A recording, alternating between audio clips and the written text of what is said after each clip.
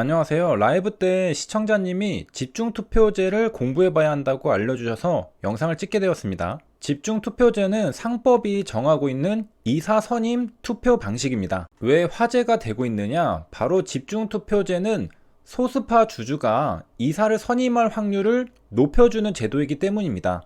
HLB가 소수파인지 지트리홀딩스가 소수파인지는 투표를 해봐야 알겠지만 분위기상 지트리홀딩스가 소수파일 가능성이 있습니다. 그 이유는 두 가지인데요. 첫째는 시장 분위기입니다. 9월 13일에 HLB 그룹의 지트리BNT 인수 기사가 나왔습니다. 그리고 지트리BNT는 상한가를 갔습니다. 그리고 10월 28일 지트리홀딩스의 신주 발행금지 가처분 신청이 기각되었다는 뉴스 기사가 나왔습니다. 그리고 지트리BNT는 장대 양봉이 나왔습니다. HLB가 인수한다고 하니 상승하고 지트리홀딩스의 가처분이 기각되니 상승한 것으로 보아 시장에서는 HLB의 인수를 긍정적으로 보고 있다는 걸 알 수 있습니다. 주주님들의 입장에서는 주가를 상승시켜 줄 수 있는 주체를 환영하기 마련입니다.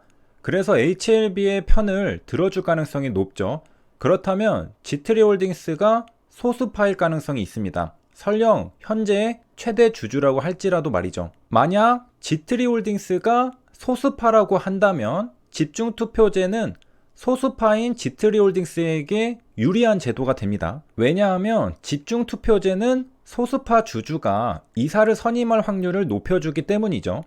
한마디로 집중투표제를 채택하면 지트리홀딩스가 추천하는 이사가 선임될 확률이 높아진다는 겁니다. 집중투표제는 상법에서 정하고 있다고 하죠. 상법 제2과는 이사와 이사회에 대해 말해줍니다. 상법 제382조는 이사의 선임에 대한 규정을 설명합니다. 스크롤을 조금 내리면 제382조의 2 집중투표가 나옵니다. 2인 이상의 이사의 선임을 목적으로 할 때를 규정하는 법령입니다.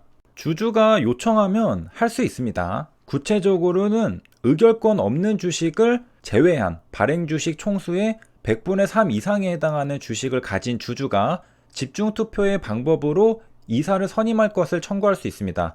단 정관에서 달리 정하는 경우를 제외하고입니다. 집중투표제는 정관에서 배제할 수 있습니다.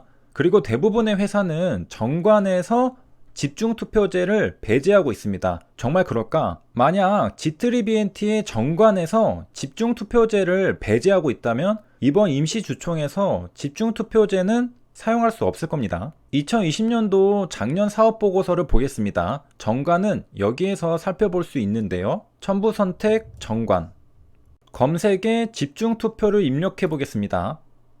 정관 제32조 2인 이상의 이사를 선임하는 경우 상법 제382조의 2에서 규정하는 집중투표제는 적용하지 아니한다. 이번 지트리BNT 임시주총은 총 7명의 사내이사 후보들이 있습니다. 총 몇 명을 선임하는지는 모르겠으나 2인 이상일 가능성이 높습니다. 7명의 후보 중 5명은 이사회 추천으로 HLB의 사람들이고요. 2명은 지트리홀딩스 제안으로 아마도 최대 주주의 사람들일 겁니다. 그래서 2인 이상의 이사를 선임하는 경우 우리가 아까 살펴본 상법 제382조의 2 집중투표를 주주가 청구할 수 있는데요. 상법에도 나와 있듯이 정관에서 달리 정하는 경우에는 가능하지 않습니다. 그리고 지트리BNT의 정관을 살펴보니 집중투표제는 적용하지 아니한다고 명시해 두었습니다. 그러므로 이번 지트리BNT 임시주총에서 사내이사를 선임할 때 집중투표제는 사용할 수 없는 걸로 보입니다. 그렇다면 집중투표제를 안 하면 누구에게 유리한 것이냐? 지트리홀딩스가 소수파라고 가정한다면 HLB에게 유리하고 지트리홀딩스에게 불리합니다. 보통은 지분을 많이 가지고 있는 최대 주주에게 유리한데 지트리BNT의 경우에는 최대 주주인 지트리홀딩스의 지분이 그리 많지 않아서 그렇습니다.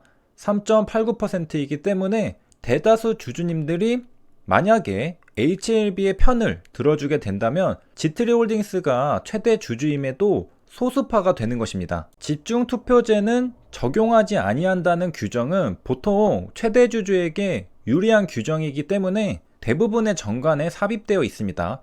HLB도 그런지 볼까요? HLB의 작년 2020년 사업보고서입니다. 첨부선택, 정관, 집중투표 검색 역시 마찬가지입니다. 정관 제34조 2인 이상의 이사를 선임하는 경우 상법 제382조의 2에서 규정하는 집중투표제는 적용하지 아니한다. 최대 주주에게 유리한 조항이기 때문에 대부분의 기업들은 정관에 집중투표제는 적용하지 아니한다는 규정을 삽입해두고 있습니다. 우리나라는 1998년에 상법을 개정하면서 집중투표제를 도입하였습니다. 다시 상법으로 돌아가 보면 본조 신설은 1998년 12월 28일인 걸 확인할 수 있습니다. 그러니까 집중투표제는 1998년에 신설된 법률입니다. 그러나 방금 우리가 살펴본 대로 정관에서 이를 배제할 수 있도록 하여 집중투표제는 상법 개정으로 도입되었음에도 지속적으로 감소했다고 합니다. 그러니까 기업들이 대부분 정관에서 집중투표제를 배제하는 추세였다는 것이죠. 왜 집중투표제를 도입하였는가? 소유가 분산된 미국과 달리 대주주가 존재하는 국내 기업 환경에서는 대주주의 전횡을 견제하는 수단으로서 집중투표제 도입의 효과가 클 것으로 예상되기 때문입니다. 전횡은 권세를 혼자 쥐고 제 마음대로 하다는 뜻입니다. 전횡의 전이 마음대로 전입니다. 민주주의에서는 1인 1표, 자본주의에서는 1주 1표입니다. 그래서 주식수가 가장 많은 최대 주주가 마음대로 하는 게 맞죠. 하지만 이 세상이 돈의 논리로만 굴러가는 게 맞을까? 이런 의문들이 있었다는 것이죠. 소수 주주도 주주 아닌가? 최대 주주의 뜻대로만 기업이 굴러가는 게 맞는가? 최대 주주가 51%의 지분만 확보하면 모든 의사결정을 다 해도 괜찮은가? 나머지 49%의 지분을 가진 소수 주주들은 아무것도 못하는 게 과연 맞을까? 그래서 소수 주주들에게도 목소리를 낼 수 있는 제도를 도입했던 겁니다. 여기에서 무엇이 옳은가는 없습니다. 가치관의 차이죠. 자본주의의 원칙은 지켜져야 합니다. 하지만 소수 주주들에게도 숨쉴 틈은 만들어준 겁니다. 자본주의가 성공할 수 있었던 이유는 마르크스의 비판을 일부 수용했기 때문입니다. 우리가 사회복지를 통해 약자들을 돕는 건 더 아름다운 세상을 만들기 위해서인 것이죠. 자본주의를 채택했다고 인권조차 무시당하는 사회는 바람직하다고 볼 수 없겠죠. 자본주의는 훌륭한 제도지만 보완하면 더 훌륭한 제도가 될 수 있는 것입니다. 그런 관점에서 바라봐야 할 겁니다. 집중투표제는 이사 선임에서 소수 주주들이 목소리를 낼 수 있게 도와주는 제도입니다. 모든 이사가 대주주의 의사대로 선임되는 것을 막고 의결권의 집중을 통해 소수 주주가 추천한 이사를 보다 용이하게 선임할 수 있도록 하는 투표 방식입니다. 오해하면 안 되는 게 소수 주주가 대주주를 전부 이길 수 있다는 게 아닙니다. 집중투표제에서도 대부분의 이사는 대주주의 뜻대로 선임됩니다. 하지만 소수 주주들이 뭉쳐서 송고처럼 한 명만 집중투표하면 소수 주주들이 추천한 이사가 선임될 수 있는 가능성을 높여주는 겁니다.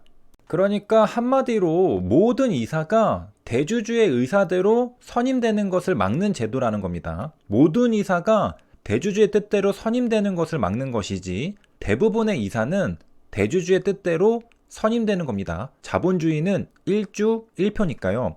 하지만 적어도 소수주주가 추천한 이사를 선임할 방법이 열린다는 점입니다. 하지만 악용되면 1주 1표의 원칙이 흔들려 버릴 수도 있겠죠.